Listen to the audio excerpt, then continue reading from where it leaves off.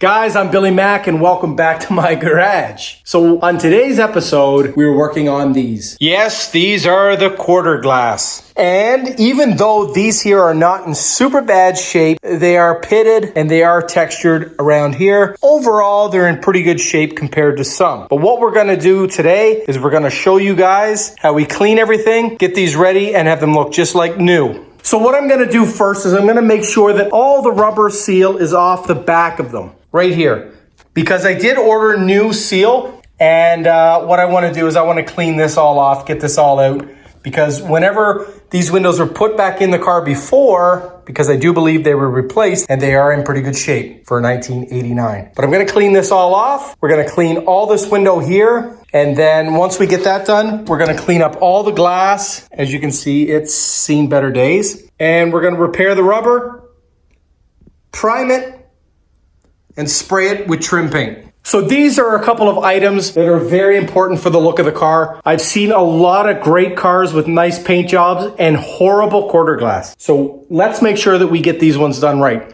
And this is how I do it. So what I'm gonna do first is I'm gonna take a heat source, get some gloves on, and peel all this old crap off.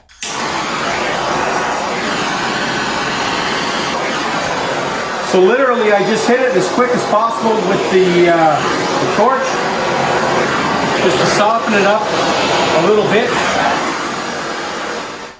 And really, that's all I have to do. So let's speed things up here while I peel this off. Okay, so I have all that crap off, the rubber sealant, and what I'm gonna do now is get all in here wiped down, and then we'll clean off the other side. So I'm not going too aggressive with cleaner in here. I'm just going to use a soap and water, just because it's really not that dirty. So now, whenever we go to tint this glass, obviously we're going to have to clean it a lot better. But there could be some overspray and whatnot on it when we do the trim paint. So I'm not focusing real hard on cleaning this side. However, this side here definitely needs a good cleaning. So what I'm gonna do is I'm gonna take a chemical. It's a thinner, and I'm going to grab a brand new razor blade, lightly put some thinner on here, scrape off any overspray, because there was overspray on both of these, and then clean the rubbers real good. You don't want to soak in the thinner on the rubbers, but if you get a little bit on it, don't worry too much, because you are going to scuff them down in sand, and you do want them to be super clean, so any product that you put on is going to stay on. All right. So you can probably hear the texture in this window.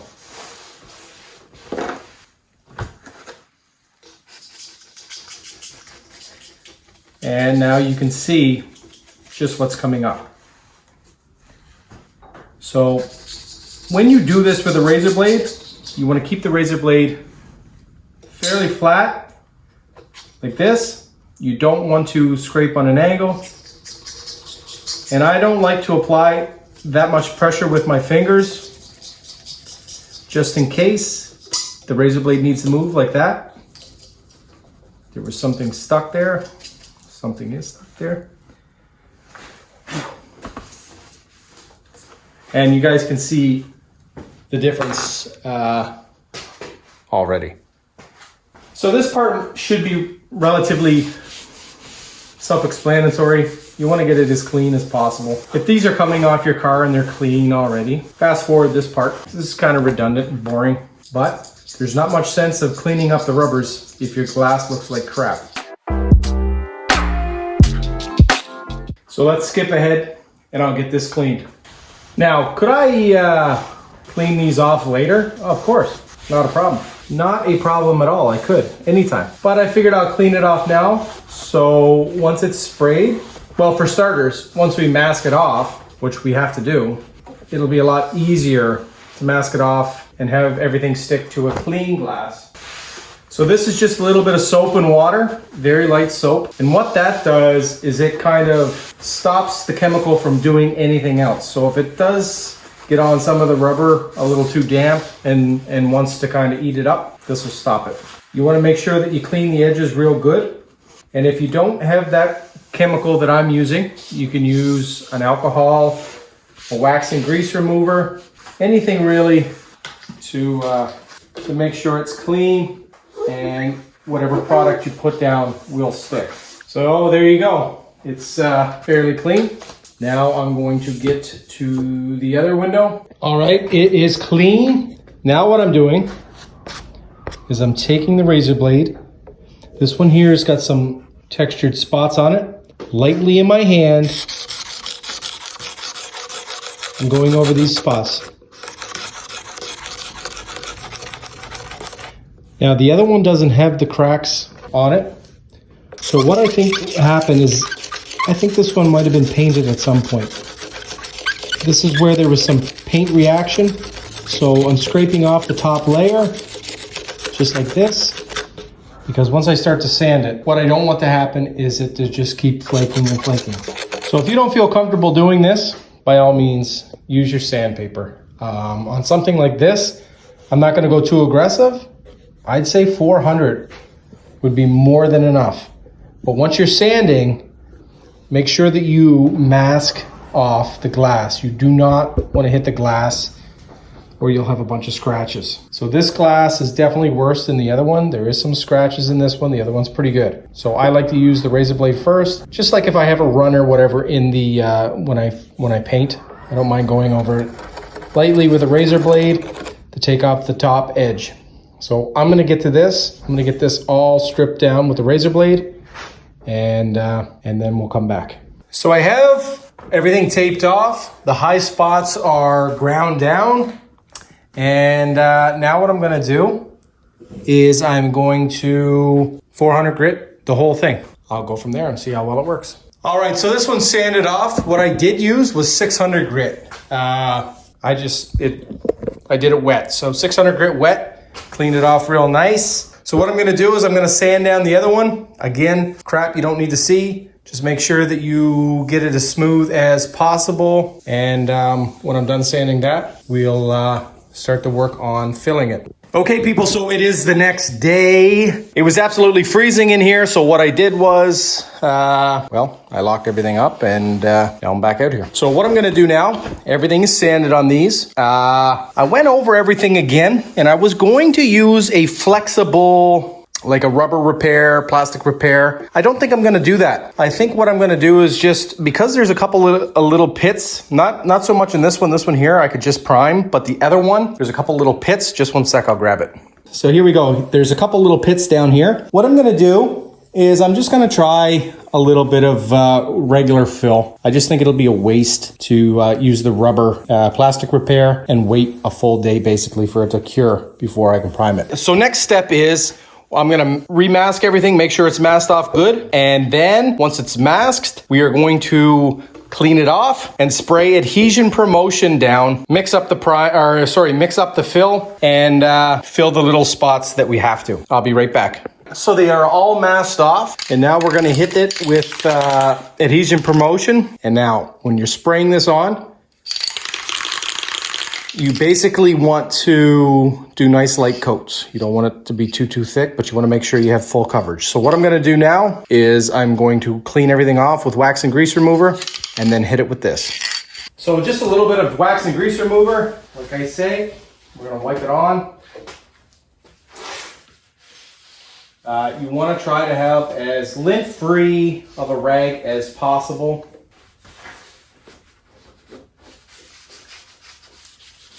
Key is, on these parts that are not metal especially, is proper adhesion.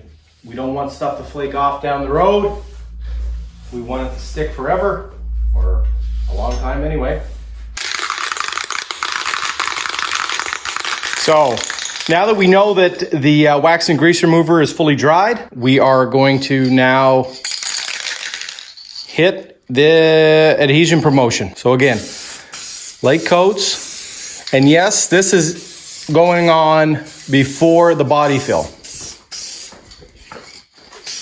Even though I'm not body filling the whole thing, I'm just gonna do a nice light coat over everything, just to be sure. All right, so I have a couple coats on, and you can see how it dries to like a matte textured finish, and that's perfect. So now I'm gonna mix up some fill. We'll mix it up very lightly. Just fill up a couple spots. Now these spots are super light on mine. Realistically, a high build primer, which I am gonna use, will cover these. I'm gonna do a little bit of body fill just to show you guys how little bit I use. All right, as you can see, I've mixed up the fill. There's a lot of hardener in it, so we want it to harden quick.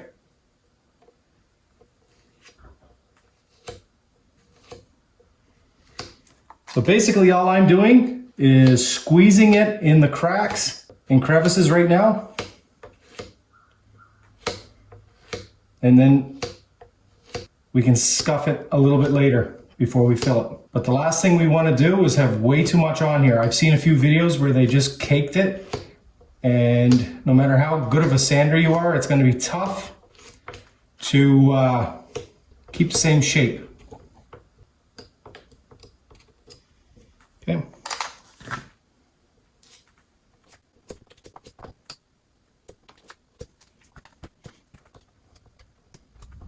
Make sure you get all the excess off. You don't want to have to sand a whole lot. What do we got over here? A couple little scuffs. I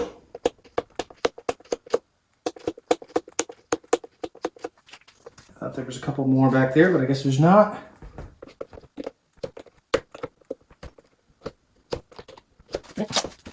And right here should be it for this one. Make sure you wipe that off, rub it in, can't feel. And a couple more here. So you can see that this is setting up, but actually it works better on the rubber once it starts setting up some.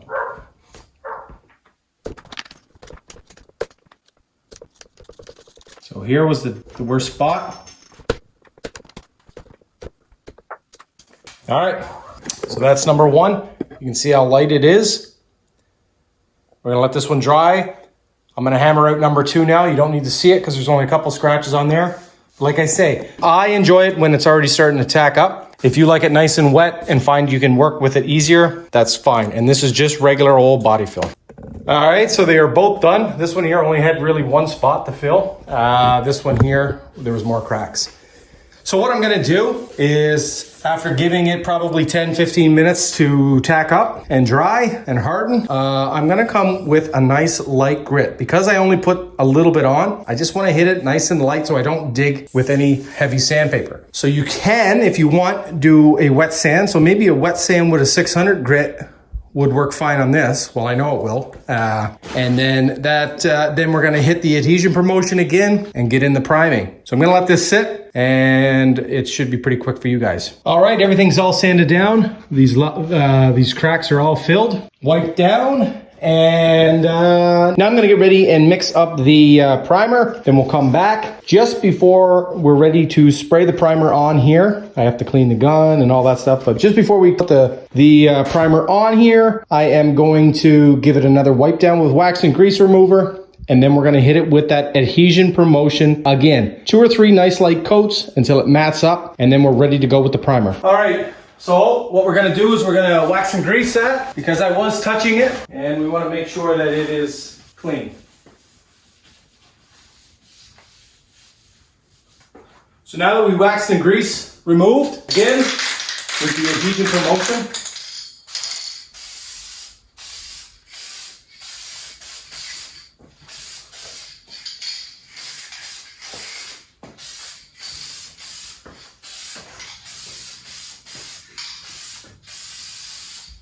I like to fan it on nice and high, so I know it's getting a nice light coverage. So I'm gonna let that tack up for a few seconds. I'm gonna do this 2 or 3 more quick times, and then we'll be back to prime. Okay, we got the adhesion promotion on, and it's now time to prime. So here goes the first coat.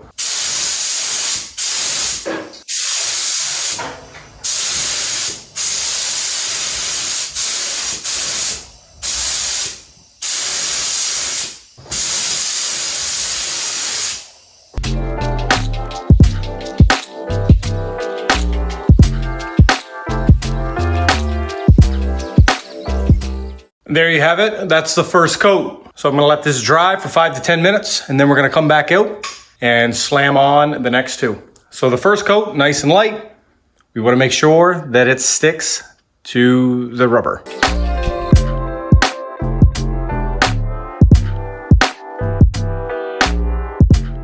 All right, so they are primed. We're gonna let them dry off. Then we'll come back, hit them with a nice light wet sand, and get ready to spray some trim paint. Okay, so the primer is dry. Now we're gonna hit it with the wet sand. I am using 400 grit, and I like to soak it in a warm, well, pretty hot water to loosen up the sandpaper, make it nice and pliable. Roll it up. Make sure the sandpaper is clean of dust. And when you're sanding, if you hear any sounds like squeaking, stop. I'm just gonna hit this side first. Don't use too much pressure. And try not to burn through. You kind of just want to scuff it up. And if there's any blemishes or flaws, you're gonna sand those away. If you're a little worried about not knowing how to do this correctly, you can do it with a higher grit. Try 800.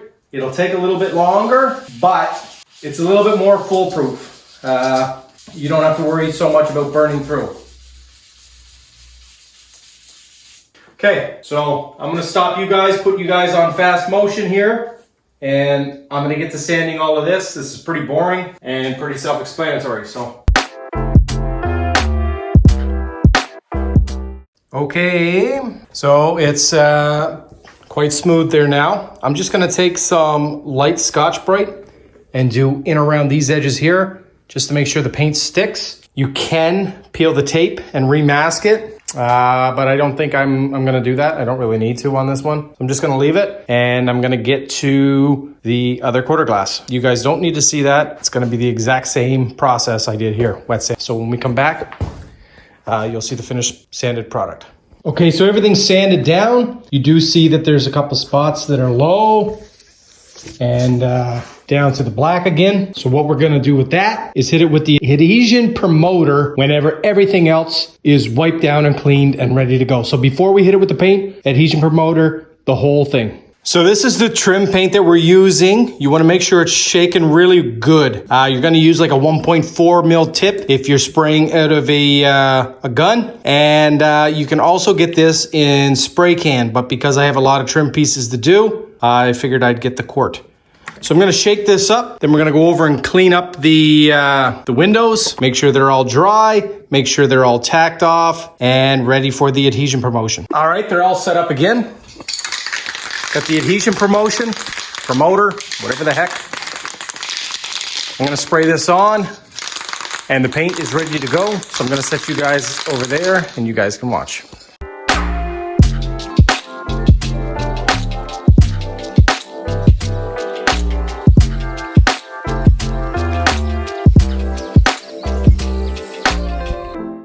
And there you go. That's your finished product. I mean, it's not as good as factory.